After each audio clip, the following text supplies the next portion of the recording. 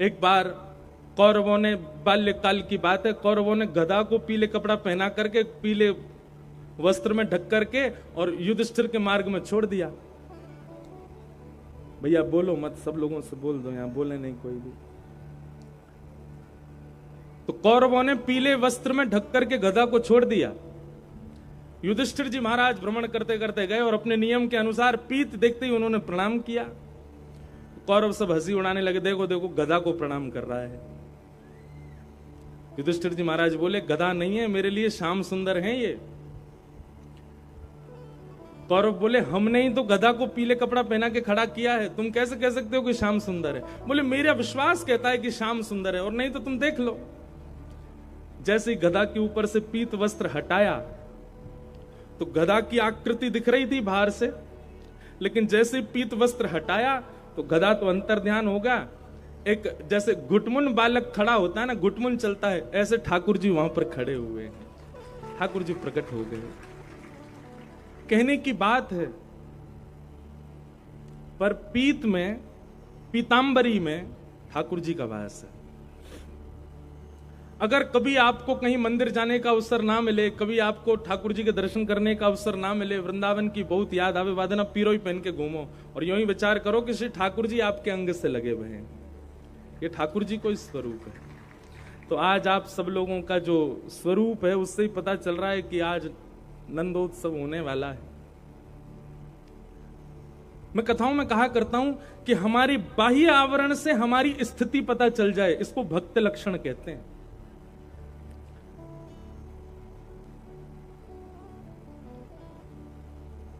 एक ऑरा बनाता है व्यक्ति, एक वातावरण बनाता हुआ चलता है व्यक्ति। भक्त का वातावरण कैसा होना चाहिए?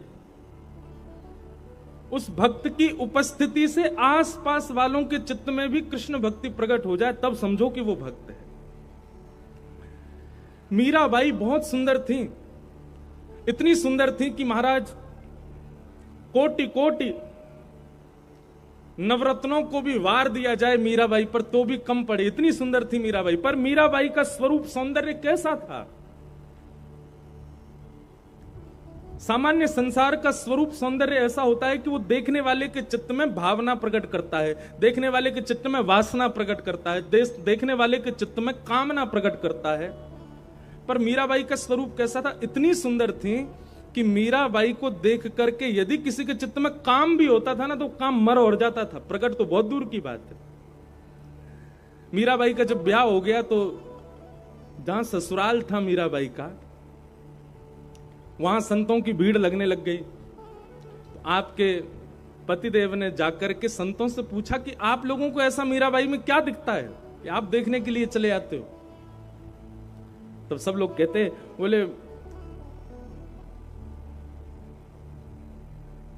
मीराबाई का स्वरूप ऐसा है कि उनके रूप को देखने के बाद, उनकी एक छटा देखने के बाद में कृष्ण और प्रिय लगने लग जाते हैं। हमारा आपका स्वरूप कैसा है? हमारी आपकी सुंदरता देख के सामने वाला हमसे रीझेगा, पर हमारी आपकी सुंदरता देख के ठाकुर जी से रीझ जाए, ऐसा स्वरूप किसका होता है? ये भक्त का ही हो सकता है। हमारे वृंदावन के परम पूजनीय श्री मलुक पीठ वाले महाराज जी का दर्शन करो, उनको देख के राम जी प्रिय लगेंगे। हमारे बरसाने वाले पूज्य श्री विनोद बिहारी दास बाबा का दर्शन करो, उनको देख के किशोरी जी प्रिय लगती हैं और प्यारी लगती हैं। बाबा प्रिय लगेंगे, महाराज जी प्रिय लगेंगे, पर उनका दर्शन करके ठाकुर जी और ज्यादा प्रिय लगते हैं। हमारे परम पूजनीय श्री प्रेमानंद जी महाराज का दर्शन करो, उनका दर्शन करके राधा वल्लभ लाल जी प्रिय लगते हैं। हमारे कृष्णानंद जी महाराज का दर्शन करो, इनके दर्शन करके गैया की याद आ जाती है। कई लोग तो महाराज जी का नाम भी नहीं जाने तो देखते गैया वाले बाबा जा रहे हैं। हमसे पहचान हमारी नहीं है, हमारी पहचान ठाकुर जी से हो जाए। जलंधर में जब आप गली में निकलो तो आपको देख करके सब लोग, ओ कुंज बिहारी वाले भैया जा रहे हैं। एक तोता था, उसका एक पंख कट गया था, तो उसको एक संत अपने यहां ले गए। संत ने मन में विचार किया कि मैं इस तोते को ऐसा ज्ञान तो दे दूं कि ये जीवन में कभी किसी का शिकार ना बने। तो संत ने उसको एक मंत्र याद करा दिया। तोता से बोलते, भेलिया आएगा, जाल बिछाएगा, दाना डालेगा, फंसना मत, फंसना मत, फंसना मत। और तोता तो तुरंत रट लेता है। संत जब भी उसकी ओर देखते बोलते बोलो तोता, तो बोलता भेलिया आएगा, जाल बिछाएगा, दाना डालेगा, फंसना मत, फंसना मत, फंसना मत। संत बोलते अब इसको तुम याद कर लो अच्छे से। तोता ने याद कर लिया, आते जाते हर समय बस यही बोलता भेलिया आएगा, जाल बिछाएगा, दाना डालेगा, फंसना मत, फंसना मत, फंसना मत। संत बोले अब इसको कोई शिकार नहीं कर सकता, अब ये ज्ञानी हो गया। महापुरुष अपना कमंडल उठाए यात्रा पर निकल गए, तोता को छोड़ गए एक डाल पर। और तोता तो यही बोलता है भेलिया आएगा, जाल बिछाएगा, दाना डालेगा, फंसना मत। इतने में ही एक शिकारी आया, उसने देख लिया तोता। तोता को देखते ही महाराज जैसे ही उसने जाल बिछाया तो तोता ऊपर से बोला भेलिया आएगा, जाल बिछाएगा, दाना डालेगा, फंसना मत, फंसना मत, फंसना मत। भेलिया को लगा ओहो ज्ञानी तोता है, ये तो सब जानता है। एक बार को भेलिया उसे छोड़ के चला गया, बोले ये तो जानकार है भैया। अगले दिन भेलिया फिर आया, उसने आकर के फिर से जाल बिछाया तो फिर से वो चिल्लाया भेलिया आएगा, दाना डालेगा, जाल बिछाएगा, फंसना मत, फंसना मत, फंसना मत। भेलिया बोला ये तो ज्ञानी है, लेकिन डाल पर और भी पक्षी बैठे हैं, इनको तो नहीं पता होगा, इन लोगों को पकड़ ले जाऊं। अब की बार जैसे ही उसने दाना डाला, दाना डालती सबसे पहले वही उड़ा जो गा रहा था, भेलिया आएगा, जाल बिछाएगा, दाना डालेगा, फंसना मत, फंसना मत, फंसना मत। भेलिया ने कहा ओहो रट्टू तोता है, केवल याद कर लिया है, इसको पता नहीं है इसका मतलब। ये जो बोल रहा है वो अपने कहने वाले शब्दों के अर्थ नहीं जानता है, केवल बोलना जानता है। और जैसे ही वो आकर के जाल पर बैठ करके दाना चुगने लगा, भेलिया ने जाल पकड़ा, उसको कमर पर टांगा, तब भी वो कमर पर टंगा टंगा भी बोल रहा है भेलिया आएगा, जाल बिछाएगा, दाना डालेगा, फंसना मत, फंसना मत, फंसना मत। भेलिया ने घर ले जाकर के महाराज उसकी सब्जी बनाने के लिए जैसे चक्कू उठाया तब भी बोला भेलिया आएगा, जाल बिछाएगा, दाना डालेगा, फंसना मत, फंसना मत, फंसना मत। यही स्थिति हो गई है हमारी और आपकी। हमको याद तो हो गया है हनुमान चालीसा, लेकिन हमारे जीवन में कर्म रूपी भेलिया जब आता है और हमारे साथ में खूब उपद्रव करता है, तब हम गाते तो भूत पिशाच निकट नहीं आवे, महावीर जब नाम सुनावे, नासरो घर सब पीरा, जपत निरंतर हनुमत वीरा, जंगर दे हनुमान चुरावे मनकम। लेकिन कर्म जानता है कि ये इसको मतलब नहीं पता है, ये केवल रटना जानता है, केवल रट लिया है। तो रटने से फायदा केवल इतना होगा कि एक बार आपके दुष्कर्म आपको छोड़ देंगे, ये जान के कि आपको ज्ञान होगा। लेकिन वो कर्म दोबारा जब लौट करके आएंगे, देखेंगे इसने तो केवल रट रखा है, जानता कुछ भी नहीं है। तब उसी के चंगुल में आप सब कुछ जानते हुए भी फंस जाओ। इसलिए भैया ये कथाएं क्यों होती हैं, ये संत जन क्यों अपना गला फाड़ फाड़ करके आप सबके बीच में प्रवचन कर रहे हैं, ताकि आप इन गूढ़ रहस्यों को जानो, समझो, पहचानो, ताकि केवल बाह्य, केवल रटने से काम नहीं चलेगा। उसका भीतरी ज्ञान जो है वही आपके मन को और वही आपकी बुद्धि को शांति प्रदान करेगा, वही आपके कर्म रूपी उस राक्षस से लड़ने का बल प्रदान करेगा। कर्म राक्षस नहीं है, पर कर्म कई बार हमको अज्ञानी जानकर के बहुत प्रगाढ़ हो जाता है, बहुत प्रबल हो जाता है, और उसकी प्रगाढ़ता, उसकी प्रबलता, उसकी निर्दयता के हम शिकार बन जाते हैं अज्ञान के कारण। इसलिए भैया सत्संग रोज किया करो, रोज सुना करो, कुछ ना कुछ नया ही मिलता है आपको। तो उस दिन हम आएंगे मंगलवार को, सब लोग इकट्ठे होना, सुबह 10:30 बजे हनुमान चालीसा का पाठ करेंगे। उसके बाद आप लोगों का नियम है कि आप हनुमान चालीसा अर्थ सहित याद कीजिए, बच्चों को याद कराइए, और हर मंगलवार एकजुट होकर के इस प्रकार हनुमान चालीसा के पाठ कीजिए। और भैया अपने पंजाब को बचा लीजिए, ये साडा पंजाब है, ऐसे बोलेंगे ना, साडा मतलब अपना ना, और ब्रजभाषा हम बोले जी हमारो पंजाब है। कौन को पंजाब है? हमारो। तो भैया या हमारे पंजाब को न बचाओ। हमारे वृंदावन बिहारी लाल के सबसे ज्यादा प्रेमी पंजाब से ही है, सब पंजाब से आते हैं। हमारे बिहारी जी को अच्छो ना लगे भैया, आप सब लोग या तरीका के व्यसनन में पड़ जाओ, आप अपने कुल मर्यादा को त्याग दो, आप अपने धर्म को त्याग दो। बिहारी जी को कितना कष्ट होता होगा, बिहारी जी की प्रसन्नता के लिए या को करो, कि भैया अब जो बच्चे हैं उनको बचाए रखो और जो आवे वाले उनको भी बचाओ, सबको सम्मान करो पर अपने घर के रहो, ऐसी हमारी प्रार्थना है। बोले नाथ, जब इंद्र ने मेघमालाओं को आज्ञा की और गड़गड़ करके काले बादलों ने आकाश को घेर लिया, तब आपने धृत मंदर आपने एक पर्वत को उठाया। पर कैसे उठाया? बोले श्रीमुख चंद्र चकोर जय जय देव। हमारे पीछे श्रीनाथ जी दिख रहे हैं आपको? ये गिरधरधारी स्वरूप है ठाकुर जी का। नेत्र कहां है ठाकुर जी के? नीचे ऐसे खड़े हैं ठाकुर जी। तो ऐसे क्यों खड़े हैं? तो जयदेव महाप्रभु कहते हैं, बोले भगवान एक शिला के ऊपर खड़े हैं, हाथ में गिरिराज जी धारण कर रखे हैं, लाखों ब्रजवासी चारों ओर गिरिराज जी के नीचे ओट लेकर के खड़े हैं, लेकिन ठाकुर जी के ठीक सामने हमारी किशोरी जी खड़ी हैं, हमारी बरसाने वाली खड़ी हैं। ठाकुर जी ने जैसे गिरिराज जी धारण किए, सामने किशोरी जी को निहार रहे हैं, इसलिए ठाकुर जी के नेत्र नीचे हैं, किशोरी जी को देख रहे हैं। जयदेव महाप्रभु कहते हैं, बोले भगवान आपने 7 दिन 7 रात्रि पर्यंत गिरिराज जी धारण करके रखे, क्या इंद्र को पता नहीं चला कि आप भगवान हो? 21 किलोमीटर लंबा चौड़ा पर्वत कोई बालक उठा ले और देवता उसके बाद भी ये विचार नहीं कर पा रहे कि ये भगवान नहीं है? ऐसा हो नहीं सकता ठाकुर जी। इतने विशाल पर्वत को आपने वाम हंस की कन्नी उंगली के नख पर धारण कर लिया, देवताओं में तो अफरा तफरी मच गई थी। जयदेव महाप्रभु कह रहे हैं, और सब दौड़े दौड़े इंद्र के पास गए, बोले इंद्र अभी वर्षा बंद कर, देख नहीं रहा है कौन है? साक्षात परमात्मा है, उन्होंने ही नख पर गिरिराज जी धारण किए, कोई सामान्य बालक नहीं कर सकता, अरे कोई राक्षस भी ये नहीं कर सकता, ये साक्षात जगदीश्वर हैं, अभी वर्षा बंद कर दे, नहीं तो तेरा हाल अच्छा नहीं होगा। इंद्र ने तो वर्षा बंद करनी चाहिए। धीमी वर्षा जैसे ही होने लगी, सोई ठाकुर जी ने इंद्र की ओर देखा, बोले देख ना रो है, श्री जी सामने खड़ी है हमारे, और श्री जी के दर्शन करवे को हमको सौभाग्य मिल रहा है, ऐसा सौभाग्य बार बार ना मिले। अरे इंद्र जे श्री जी कभी कहीं को चली जाए, कभी कहीं को चली जाए, हमारे नेत्रन के आगे डटे ही ना है। आज जैसे तैसे तो तेरी या हरकत से श्री जी बिल्कुल सामने खड़ी है गई है। अब तो अपने सबरे भंडार लुटा दे, श्री जी जब तक सामने खड़ी रहे मैं ऐसे ही खड़ा रहूंगा, गिरिराज धारण करके ही रहूंगा। जयदेव महाप्रभु कहते हैं, इंद्र को तो 7 मिनट में ही पता चल गया था कि आप भगवान हो, लेकिन 7 दिन 7 रात्रि वर्षा आपने जानबूझ के करवाई ताकि आप श्री जी को देख सको, ताकि आप किशोरी जी का दर्शन कर सको। श्री मुख चंद्र चकोर जय जय देव है। किशोरी जी को देखने के लिए ठाकुर जी ने गिरिराज जी उठाए। एक भाव।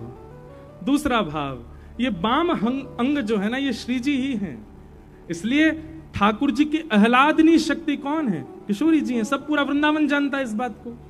भगवान ने जितनी भी लीलाएं की, अब आप देखो रास पंचाध्याय की कथा सुनेंगे तो रास पंचाध्याय में भगवान जब अंतर ध्यान हो गए, तो अंतर ध्यान होते ही गोपियां सब रोती रोती कहां गई? किशोरी जी के पास गई, और तब किशोरी जी ने कृपा करके सब गोपियों को क्या प्रदान किया? गोपी गीत। और तब किशोरी जी की कृपा से गोपियों ने गोपी गीत गाया, तब ठाकुर जी पुनः प्रकट हुए और महाराज हुआ। तो महाराज किसने करवाया? श्री जी ने करवाया। गिरिराज लीला किसने करवाई? श्री जी ने करवाई। समस्त जितनी भी भगवान की लीलाएं हुई हैं उसमें गोपनीय रूप से श्री जी ही हैं। फिर आप जिनका ये पत्र है वो आगे कह रहे हैं कि बोले भगवान ने तो, या को मतलब तो ये है कि ठाकुर करें, श्री जी क्रेडिट ले जाएं, ठाकुर जी करें, हमारी श्यामाजू और सबरो बल ले जाएं, वाको सबरो श्रेय ले जाएं ठाकुर जी। अब देखो दो बातें, वृंदावन वाले तो सब जाने कि भैया सब करवे वाली श्री जी हैं, लेकिन जिनको अभी वृंदावन में प्रवेश नहीं भयो उनको ऐसा लगा कि ठाकुर जी कर रहे हैं। मतलब बाहर के लोगों को तो ऐसा लगा कि ठाकुर जी ने गिरिराज जी उठाए, ठाकुर जी ने लीला करी, पर जिनको प्रवेश वृंदावन में है चुका है, जिनको प्रवेश रस में है चुका है, जिनको प्रवेश रसकन के बीच में है चुका है, उनको भेद पता चल गया है। ठाकुर जी कछु ना करें, हमारे माई श्यामा जू को राज। बाहर वाले इनको यूं लगे प्रधानमंत्री सब काम कर रहे हैं, प्रधानमंत्री ये कर रहे हैं, प्रधानमंत्री की इच्छा से ये हो रहा है, लेकिन अंदर वालों को सब पता होता है प्रधानमंत्री के नीचे बहुत बड़ी टीम बैठी है जो सारे काम कर रही है। ऐसे ही बाहर वाले इनको ये बात लगे कि भैया ठाकुर जी कर रहे हैं, पर ठाकुर जी कछु ना कर रहे, ये तो केवल माल उड़ामे भोग लगामे। क्रेडिट लेते हैं ठाकुर जी, क्रिया तो सब किशोरी जी करती हैं, सेवा तो सारी श्री जी करें हमारी। एक व्यक्ति ने मुझसे प्रश्न किया कि हमारे वृंदावन में श्री जी का दर्शन क्यों नहीं? बिहारी जी में बिहारी जी बैठे हैं, बगल में गादी रूप में श्री जी बैठी हैं, राधा वल्लभ जी के बगल में भी गादी रूप में श्री जी बैठी हैं, राधा रमन जी में भी बगल में चूड़ामणि रूप में श्री जी बैठी हैं।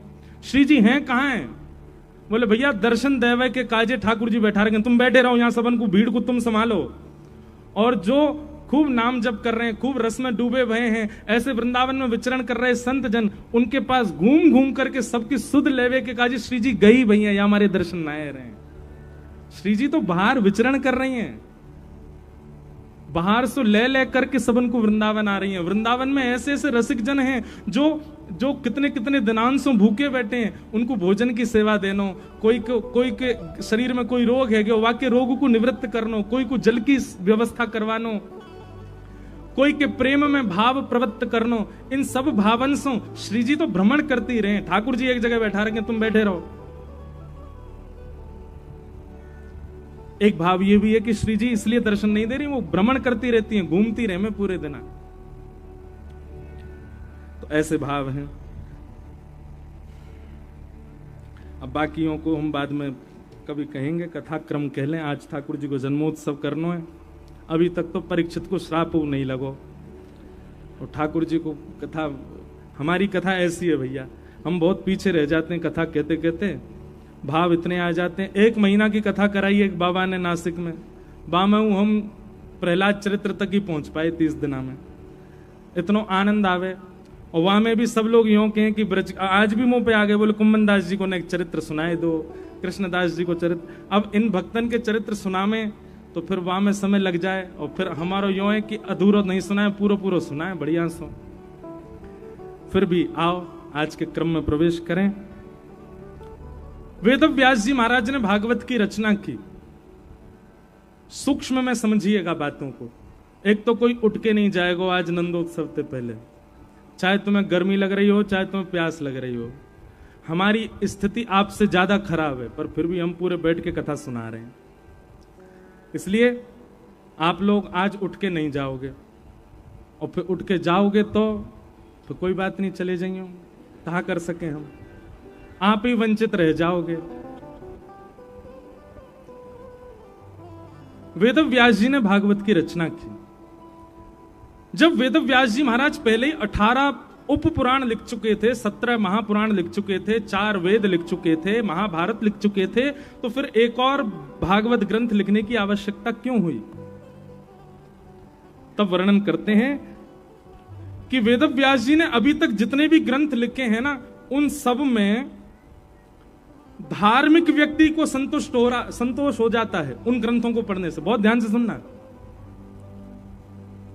धर्म, अर्थ, काम और मोक्ष, इन 4 पुरुषार्थों को पाना जिनकी स्थिति है, उनके लिए तो वो सारे ग्रंथ बहुत अच्छे हैं।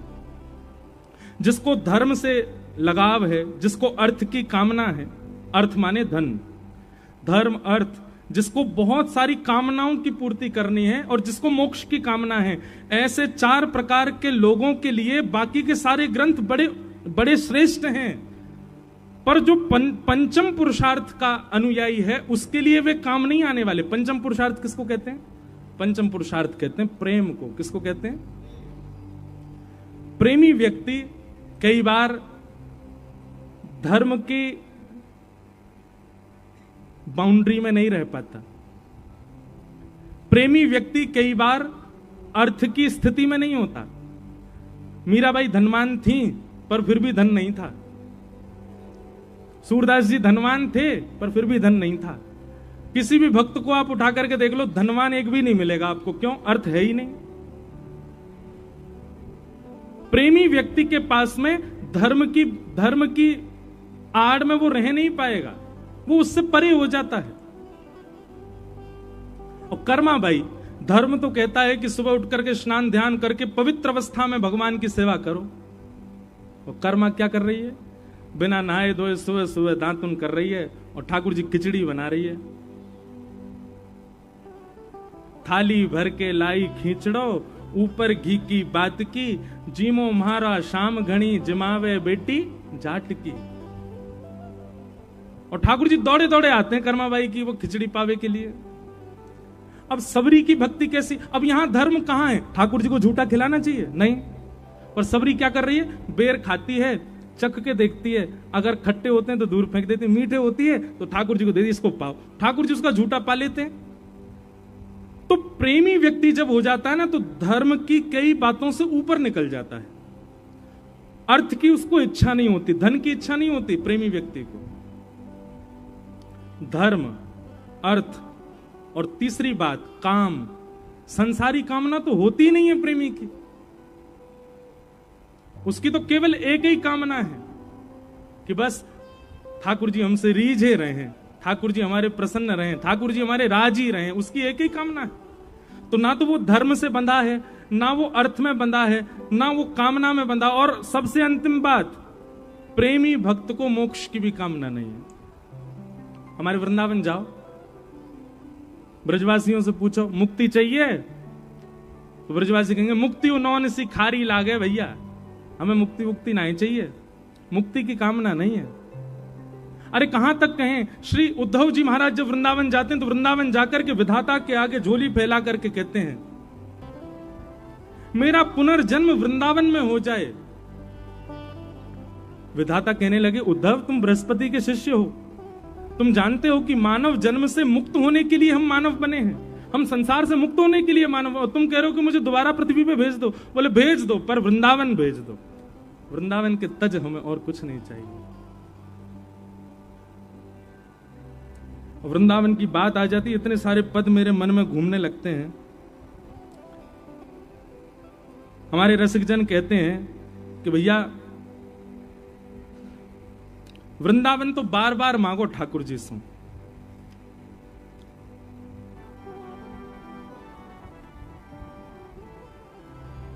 श्री जी से भी यही वरदान मांगो कि हे श्री जी कृपा करो, हमें वृंदावन प्रदान करो। जय हो। अब पद बाद में गाएंगे।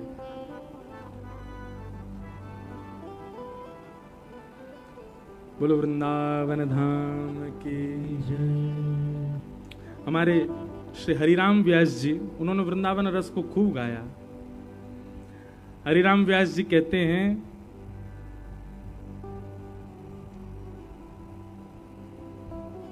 धन धन वृंदावन की चैंटी, धन धन वृंदावन के बंदर, धन धन वृंदावन के मेढक, धन धन वृंदावन की मक्खी, धन धन वृंदावन के वृंदावन की डुकरिया, धन धन वृंदावन के पक्षी। एक अभय राम जी करके हुए हमारे वृंदावन में, उन्होंने वृंदावन को खूब भाव से कहा।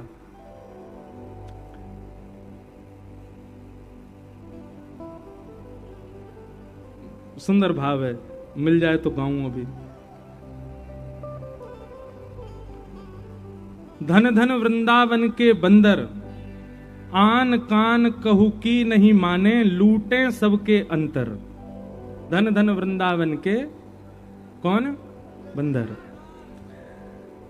धन धन वृंदावन के बंदर, आन कान काहू की नहीं माने, लूटे सबके अंतर।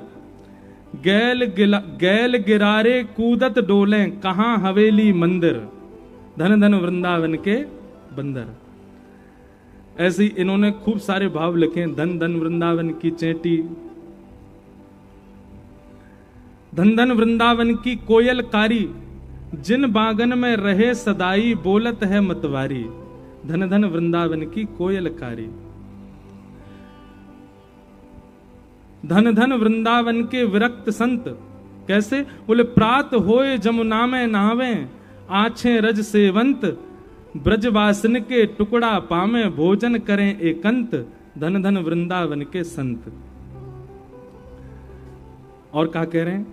धन धन धन धन वृंदावन के गधा, माटी ईंट पीठ पे ढूमे, सबके बनावे द्वारे, गैल घाट में करें जीविका, हैकत है मतवारे। अरे भैया धन्य है वृंदावन के गधा। बोले काय को? ब्रजवासी के घर बनाए इनने, अपनी पीठ पे उठा उठा के सीमेंट ले गए, मट्टी ले गए, ईंटा ले गए, तब जाके ब्रजवासी इनको रहवे के घर बनाए इनने। धन धन वृंदावन की चेंटी, क्यों? बोले महाप्रसाद को किनका लेके जाए, भिले में बैठी है गयो ज्ञान ध्यान हृदय में, व्याधि जन्म सो मेटी, धन धन वृंदावन की चेंटी। धन धन वृंदावन के मेढक ठाकुर की मोरी पे बैठे, बोले न्यारे न्यारे, महाप्रसाद को पानी पी में मिट गए पाप सवारे। धन धन वृंदावन के मच्छर, काय को? साधु संत के अंग को खामे, भजन करावन वारे।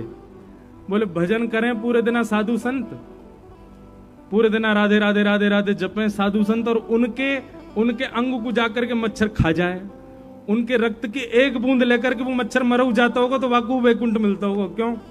बोले राधा राधा जब्बे वारे संतन को खा के आया भैया।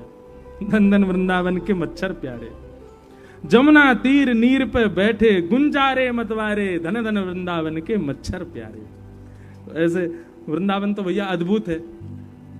हम ब्रजवासी को मुक्ति की कामना नहीं है, हम तो एक पद गाते हैं, बधाई में। आज नंदोत्सव है ना, सब लोग झोली फैलाओ, बधाई लो। अभी ठाकुर जी को जन्म नहीं भयो, पहले बधाई लो। सब लोग गईयों मेरे संग में हैं।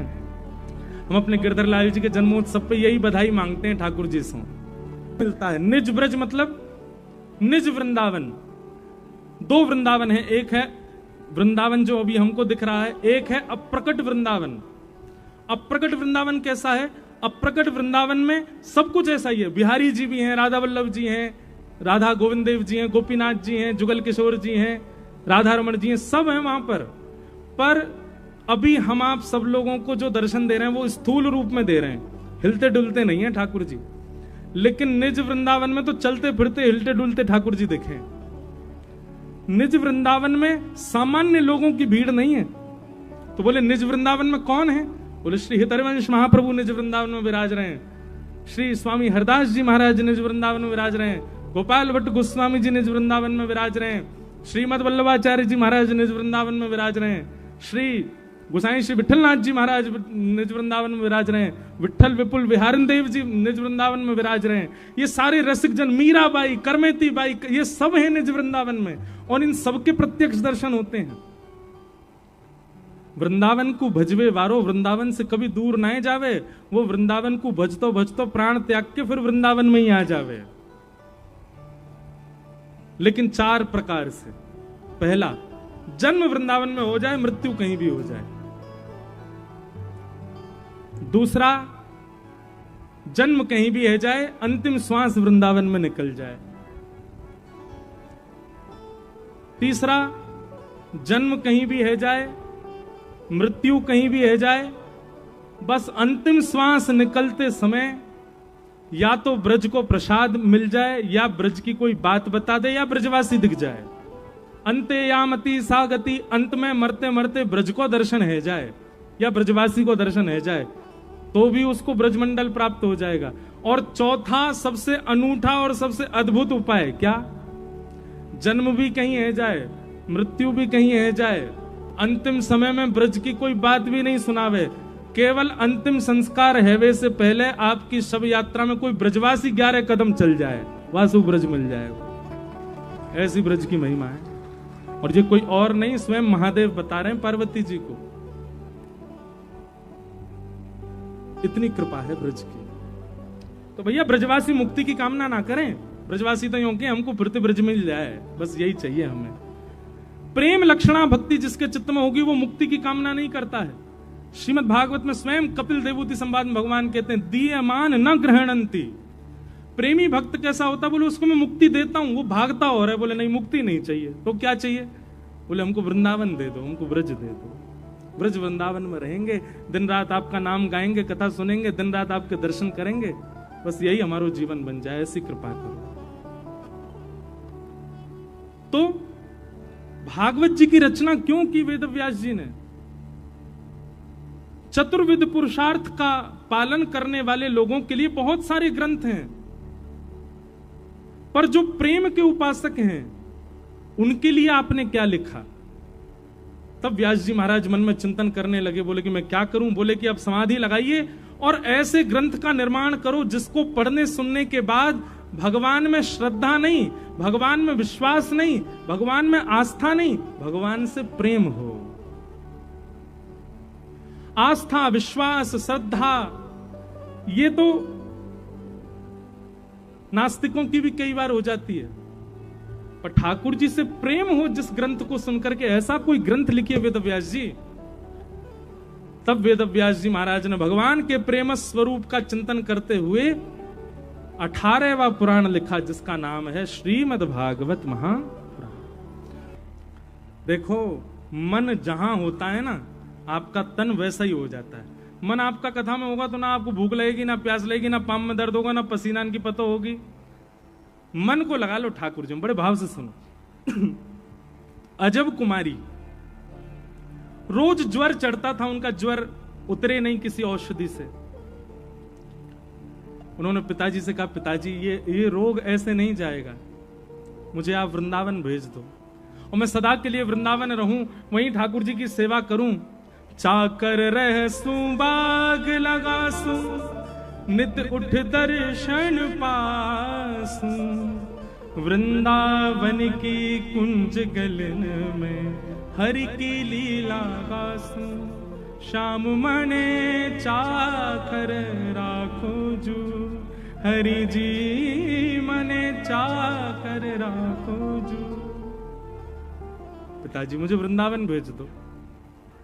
पिता राजा थे, मना कर दिया, बोले बिल्कुल नहीं, तुझे दर्शन करने जाना है, तू चली जा, सेना तेरे साथ जाएगी, दर्शन कर, 2-4 दिन रुक, वापस आ जा, रुकने के लिए नहीं। क्या कहेंगे लोग, राजा की बेटी राजकुमारी वृंदावन बस गई, वहां जाकर दासियों की तरह रहती है।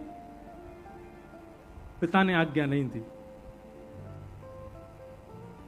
अजब कुमारी 4 दिन के लिए वृंदावन आई। बहुत ध्यान से सुनना।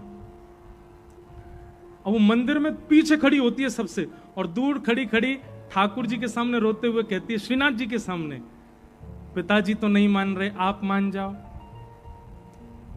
2 ही ऑप्शन है मेरे पास, या तो मुझे यहां बसा लो या फिर आप मेरे साथ चल दो, क्योंकि मैं आपके बिना नहीं रह सकती।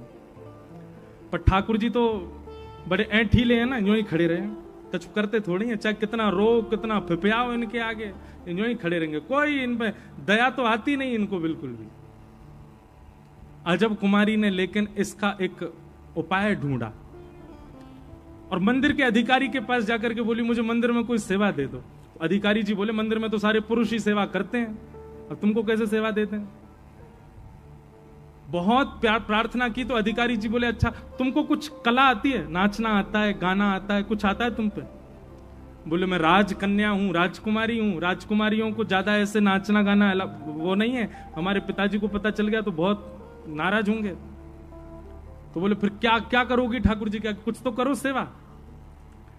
तो उसने कहा, मुझे चौसर खेलना बहुत बढ़िया आता है, मैं ठाकुर जी के संग चौसर खेलूं? तो बोले, हाँ तुम यही किया करो, तुम ठाकुर जी के साथ चौसर खेला करो। तो अजब कुमारी क्या करती थी, राजभोग के बाद दर्शनार्थी पीछे से दर्शन करते, वो सन्मुख बैठ के श्रीनाथ जी के और चौसर खोल करके और पासा एक बार अपनी तरफ से चलती और दूसरी बार ठाकुर जी की तरफ घुमा के ठाकुर जी की तरफ से चलती, ठाकुर जी की तरफ से खेलती ठाकुर जी के साथ। अजब कुमारी चौसर खेलने में इतनी निपुण थी कि उससे कोई जीत ही नहीं सकता। महाराज जब वो चौसर खेलती थी ना, तो जब अपनी चाल चलती और जब ठाकुर जी की चाल की बारी आती तो सामने श्रीनाथ जी को पसीना आ जाते, बोल अब मैं हारूंगा, जब मोह हरा देगी। और जब उनके प्रश्वेत के बिंदु आते, अजब कुमारी उस प्रश्वेत को बिंदु को देख लेती और बिंदु को देखते देखते ऐसी चाल चलती कि ठाकुर जी जीत जाते, वो हार जाती। सोई ठाकुर जी की 2 दतुइयां दिख जाती, हंस जाते ठाकुर जी खड़े खड़े। इस छवि का अवलोकन अजब कुमारी करती। 3 दिन तक तो ठाकुर जी जिताए वाने। अब आया चौथा दिन, जिस दिन उसको वापस जाना था। आज सुबह से ही आंखें लाल पड़ी हैं, मन घबरा रहा है, हाथ पैर कांप रहे हैं कि अब वापस जाना है। और ठाकुर जी यहां मंद मुस्काए, बिल्कुल सज धज के खड़े, आ जाऊं मैं जीतूंगा।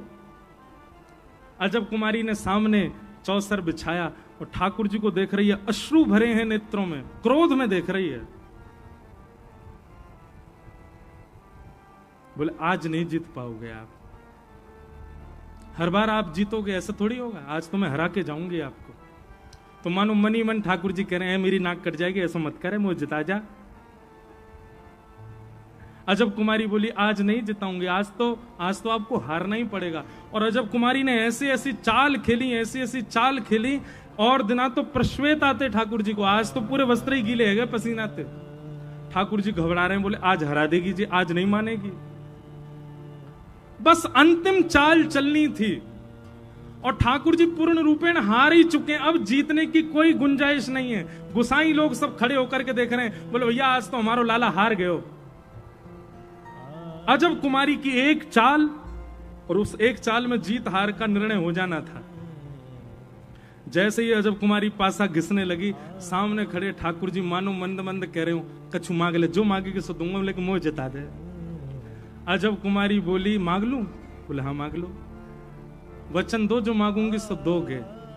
बोले दूंगो, लेकिन पहले मुझको जिता। बोले देख लेना, पीछे मत हटना, पर मैं कुछ भी मांग सकती हूँ। बोले तू जो मांगेगी सो देंगे, लेकिन आज मुझको जिता दे। और ऐसा पासा परोसा कि अंतिम बाजी में ठाकुर जी जीत गए और अजब कुमारी हार गए।